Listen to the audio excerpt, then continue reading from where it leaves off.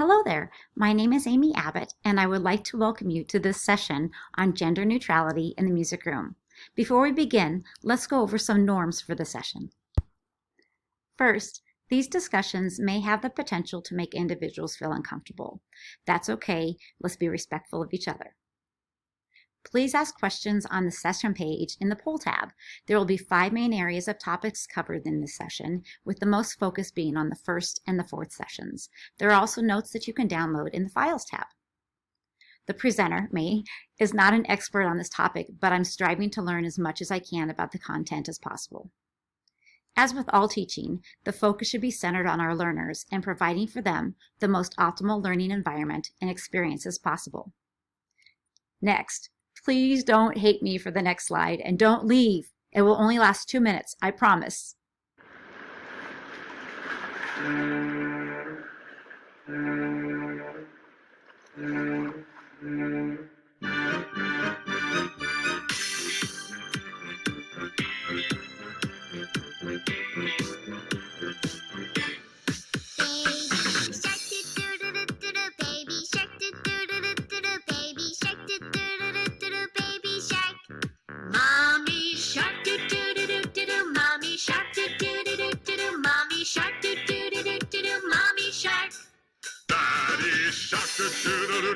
Daddy shark, do-do-do-do-do, Daddy shark, do-do-do-do-do, Daddy shark. Grandma shark, do-do-do-do-do, Grandma shark, do-do-do-do-do, Grandma shark, do-do-do-do-do, Grandma shark. Grandpa shark, do-do-do-do-do, Grandpa shark, do-do-do-do-do, Grandpa shark, do-do-do-do-do, Grandpa shark. Let's go hunting, do-do-do-do-do, let's go hunting, do-do-do-do-do, let's go hunting, do-do-do-do-do, let's go hunt. Run away, do-do-do-do-do, run away, do-do-do-do-do, run away, do-do-do-do-do, run away. Safe at last, do-do-do-do-do, safe at last, do-do-do-do-do, safe at last, do-do-do-do-do, safe at last. It's the end, do-do-do-do-do, it's the end, do-do-do-do-do, it's the end, do-do-do-do-do, it's the end. What can I say except you're welcome? Chances are you're asking yourself, why would she subject us to Baby Shark today? The main reason is I see it as a stereotype of an ideal family. There's a baby, then there's a mom, and there's a dad. And then there's a grandma and a grandpa. And the mom, if you look at the mom, is very feminine. She's pink and she has lipstick on and she has makeup on. And then the dad is very masculine. And then looking at grandma and grandpa, they're the same way. Grandma's very feminine and grandpa is this very old wise fish. So again, they're stereotyping what a family is. And we need to define what a stereotype is. A stereotype is an overgeneralized belief about a particular category of people. It's an expectation that people might have about every person of a particular group. That expectation might vary. For example, it could be an expectation about the group's personality, preferences, or ability. Stereotypes are generalized because one assumes that the stereotype is true for each individual in a category. While such generalizations may be useful when making quick decisions, they may be erroneous when applied to particular individuals. Stereotypes lead to social categorization, which is one of the reasons that for prejudiced attitudes, and they may arise for a number of reasons. The discussion about stereotypes leads us into our main topic of gender neutrality. We're going to be talking today about the what, who, why, where, and when of gender neutrality. The what. First of all, we'll define social justice. We'll talk about gender neutrality as a branch of social justice. And then we're going to go over a few definitions so that we're all on the same page for our discussions about gender neutrality in the music room. First of all, what is social justice? Social justice is a status in society where all people, regardless of their individual identities and social group memberships, have an equitable shot at achieving success. Working towards social justice means that you're educating people, you're informing policy, and you're creating a shift in the culture that will make institutions more accessible for people of all backgrounds. There are many branches in which people focus. 2 of the main ones that are going on right now are the Black Lives Movement and the gender neutrality or the gender justice advocates. In our discussions, we really need to define equity and equality. Equity and equality are two different things that are often thought of as the same, but they are not. Equity is the quality of being fair or impartiality. Equality means the state of being equal. So social equity is about the access to success. Success might be defined as wealth, education, or happiness. And equity, everybody has the same access to success. In social equality, that focuses more on the possession of success. That means everybody gets an equal level of wealth, education, or happiness. So to sum it up, social justice means removing barriers so that all individuals, regardless of their identity or social group memberships, will have an equitable access to social resources. It doesn't mean that all individuals in a society will possess equal social resources. So again, we're talking and focusing on equity, not equality. Let's turn our focus to gender neutrality as a branch of social justice.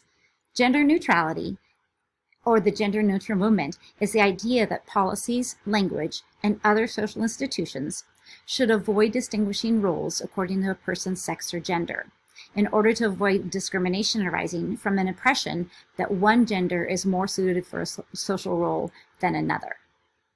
This emphasizes also the equal treatment of men, women, and people of any gender legally with no discrimination whatsoever. Some examples of gender neutrality that we should talk about are gender neutral bathrooms. For example, a sign like this, where it's not assigned to a male or a female, but it's an all-gendered bathroom. Gender neutral language. This includes the use of the singular they, and we will be talking about that later. It's also the discouragement of gender-specific job titles. For example, instead of a policewoman or a policeman, it's a police officer. Instead of an actor or an actress, an actor can be used for any gender. The gender neutral roles in the music room are another thing, and we will also get into that a little bit later. So that we're all on the same page, we're going to go over some vocabulary.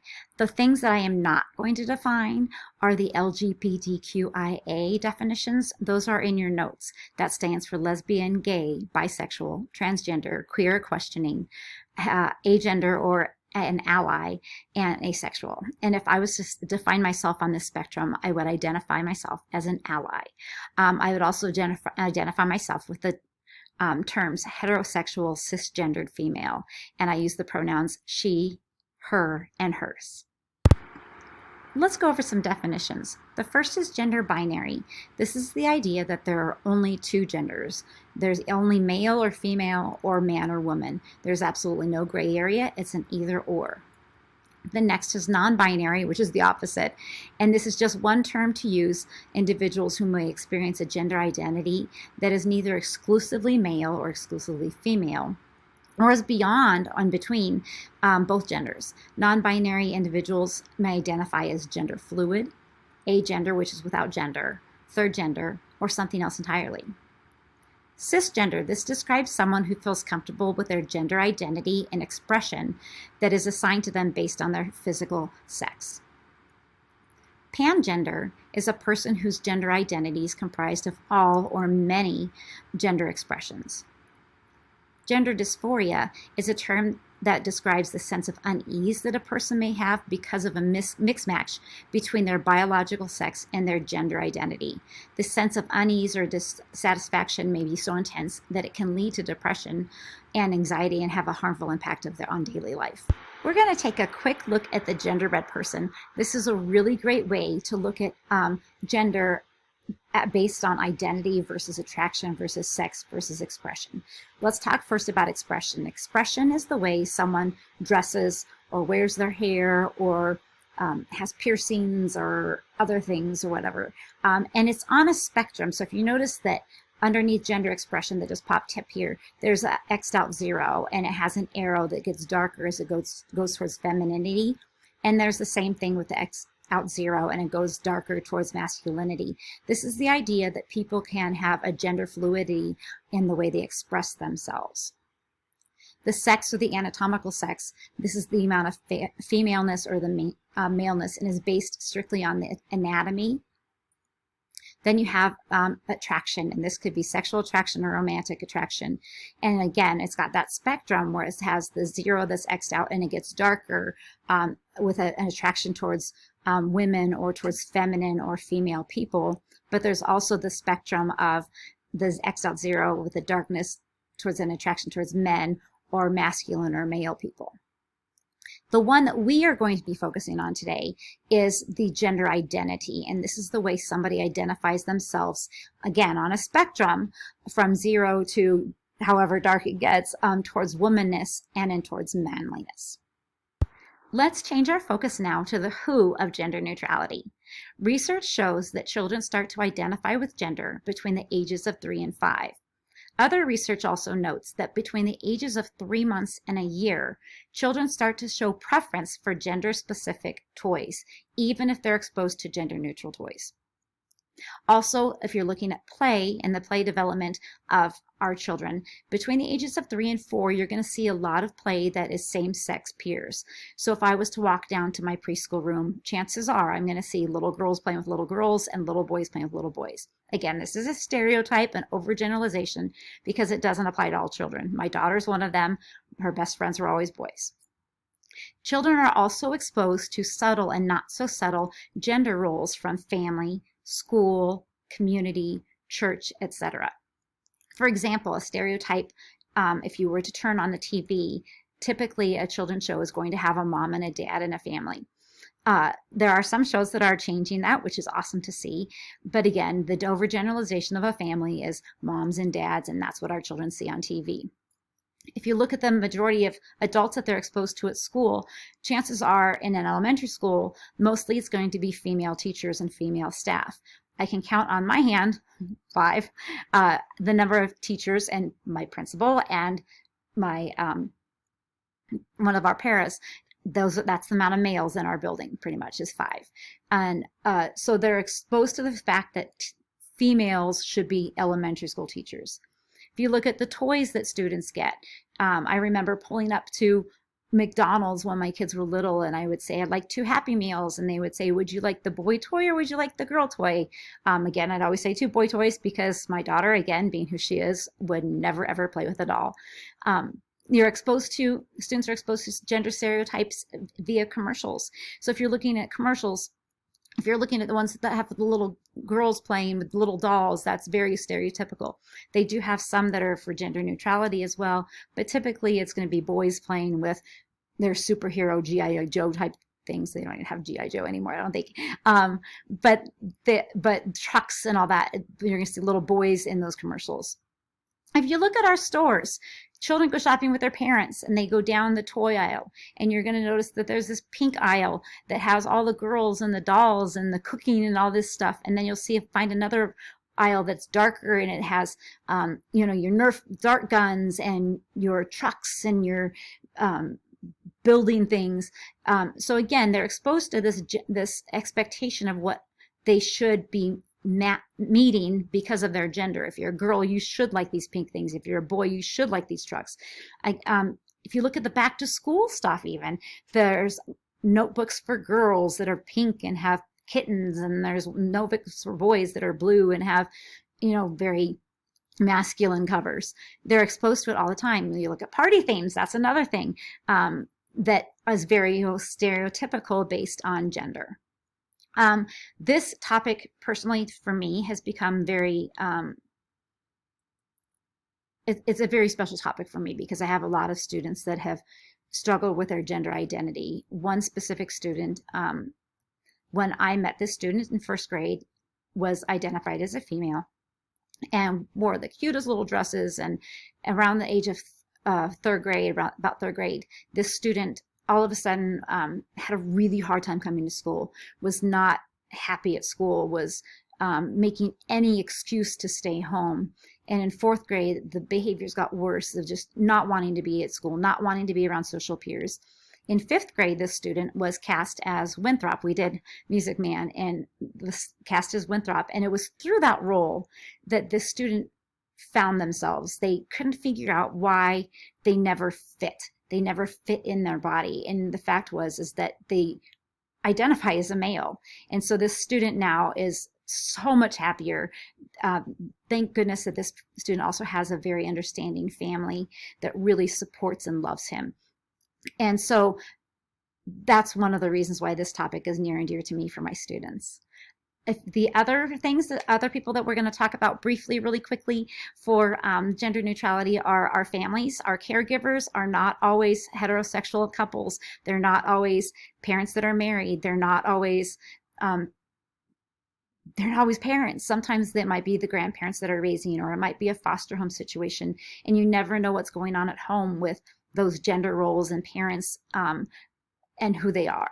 Like, same thing goes with siblings. You don't know what any of the siblings of your students are going through a gender identity transition or questioning that. And this goes as well as other family members like aunts and uncles, grandmas, grandpas, and cousins. They're also exposed to, this is also important for our colleagues. They themselves might be going through something. I have a colleague new to our district this year. It's a music colleague, and they're transgender. And it was very hard at the beginning of the year because their school was very specific. Is it Mr. or Mrs.? And this person was like, no, it's Mix. It's Mix. My name is Mix. So you never know what our colleagues, they themselves are going through or their kids are going through. Let's talk about the why of gender neutrality. Why? The main reason is to create a space where all of our children can feel safe. It's to bring awareness to ourselves and our students that everyone in our community is valued. It's to educate and support all students that no matter race, gender, sexual orientation, or ability, that they are a member of our community and they are valued and cared for. And then it's to normalize the music room by using non-gender specific terms to help all students feel welcome, and not that the students need to be felt outed or that have a family member that they feel like they're outing. Let's change our focus now to the where of gender neutrality and its application in the music room. We're going to be talking about pronoun use and attention grabbers, song literature, gender roles, and communication. First is the attention or pronoun use. We talked about this at the very beginning. I mentioned the idea of the singular they. This replaces him, her, she, his, and it's okay, I feel, that if you know that a student identifies with a certain pronoun or they've told you they identify with a certain pronoun, to use that pronoun. Otherwise, I've started to use they, them, theirs when I don't know the gender-specific pronouns that they like to use. Attention grabbers, I used to use all right, boys and girls, or okay, B's and G's all the time. But now that I know that I have students that have struggled with that, and that's been very isolating for them, I've stopped using that attention grabber. Another attention grabber that I really have never used is guys. Hey guys, all right guys, let's do this. It's isolating not only to your students that are struggling with gender, but it also is exclusive to just the guys in your class. It doesn't include the girls. And I know that it's an all-encompassing theme, but at the same time, to me, it's a little too casual for school too. Taking turns. This is something that I have changed recently. I used to always have boys pick girls and girls pick boys, because you know that once you get the turn taking starting, that they'll pick their best friends if you don't give them any parameters. So I've changed my parameters to pick somebody that you didn't sit with at lunchtime, or pick somebody that you didn't sit next to on the bus, or pick somebody that you didn't play with at recess today, or pick somebody that you don't know their favorite color. The list goes on of different ways to take turns that are not specific to gender. And then there's the use of alternative attention getters. As musicians, we're pretty lucky because we can use rhythmic attention getters. We can use melodic attention getters. I have a couple colleagues that will use some various ones. One of them goes, shark bait, and the whole class goes, ooh ha ha, like from Finding Nemo or Finding Dory. One of them uses, Andy's coming, and as soon as they yell that, then all the children fall to the floor, and they pretend like they're toys that they don't want to get caught moving. And then when they call all clear, they all stand up. That one's been a little hard to do with COVID, but is a super fun one in non-COVID times. I have another teacher that will use, they say waterfall, and the whole class goes, shh. So just some alternatives as opposed to boys and girls and guys. Let's look at some song literature. We're going to first look at the song Hickety Tickety. I'm also going to tell you I'm not singing it that high because I'm not hitting those notes today. This song goes, Hickety Tickety Bumblebee, can you sing your name for me? My name is Noah, his name is Noah. A real quick fix for this song is simply changing the pronoun. Hickety tickety bumblebee, can you sing your name for me? My name is Noah, your name is Noah. Quick fix for that one. Here's another one that is actually a quick fix too. You might be familiar with this one. Jump in, jump out, turn yourself about. I said jump in, jump out, introduce yourself. My name is Hannah, yeah, and I like pizza. Yeah, I'm gonna keep liking it. Yeah, for the rest of your life, for the rest of her life. Let's use a couple friends here. Jump in, jump out, turn yourself about. I said jump in, jump out, introduce yourself. My name is Minnie. Yeah, and I like Mickey. Yeah, and I'm going to keep liking him. Yeah, for the rest of my life, for the rest of her life. Again, gender specific on that one. I even did the voice to show that how the gender stereotype that will go along with that. Let's switch it though, and let's not do that, and let's change it to the rest of your life instead of the rest of his life. Jump in, jump out, turn yourself about. I said jump in, jump out, introduce yourself. My name is Mickey, yeah, and I like Minnie, yeah, and I'm going to keep liking her, yeah, for the rest of my life, for the rest of your life. Jump in, jump out, turn yourself about. I said jump in, jump out, introduce yourself. My name is Remy, yeah, and I like cooking, yeah, and I'm going to keep liking it, yeah, for the rest of my life, for the rest of your life. Jump in, jump out, turn yourself about. I said jump in, jump out, introduce yourself. I am Groot, yeah, I am Groot, yeah, I am Groot, yeah, I am Groot, for the rest of your life. So just a way to really quick change the song so that it's not gender specific. Let's look at Paw Paw Patch. I'm not sure if you're familiar with Paw Paw Patch. It goes like this. Where, oh, where is pretty little Susie? Where, oh, where is pretty little Susie? Where, oh, where is pretty little Susie? Way down yonder in the Paw Paw Patch. Come on, boys, let's go find her. Come on, boys, let's go find her. Come on, boys, let's go find her. Way down yonder in the Paw Paw Patch. Picking up pawpaws, put 'em in your pocket. Picking up pawpaws, put 'em in your pocket. Picking up pawpaws, put 'em in your pocket. Way down yonder in the Paw Paw Patch.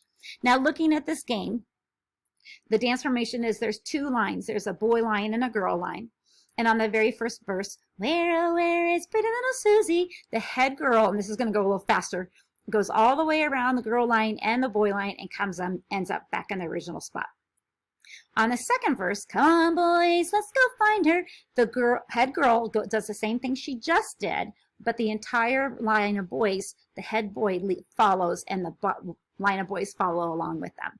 And then on picking up pawpaws, put them in your pocket, both lines cast off with the head boy and head girl, like peeling the bananas, another word, where they cast off and they make a bridge, and then everybody else comes through the bridge and up to the top, and they make a new head of the set. So in my opinion, this song is very gender specific, and I personally don't like it, but it was a good example to use for this. Now, here's the dilemma, and here's the dilemma with any of the songs that we're going to be using in your teaching is, first of all, you ask, what is my pedagogical purpose of this song? For me, the pedagogical purpose of using the song is ticka ticka. And so I look at the song and I say, okay, I can use this for ticka ticka. Is it the best example that I can use, or am I going to use something else? Now, here's the tricky thing, though, too, is that if ticka ticka is my pedagogical purpose, and I change the words to, where, oh, where is our friend Susie? Where, oh, where is our friend Susie? Where, oh, where is our friend Susie? Way down yonder in the Paw Paw Patch. I took out 3 of the 4 ticka tickas. So if you're changing text of a song, you have to think then, is it going to line up with my pedagogical purpose? Because, again, the main reason I use a song is for ticka ticka. So if you're going to replace the words, you do need to make sure you have the correct number of syllables. So one of the ways is our friend Susie, or where, oh, where is, if you're wanting to find ticka ticka, you're going to need to find something that has 4 syllables in it. Okay.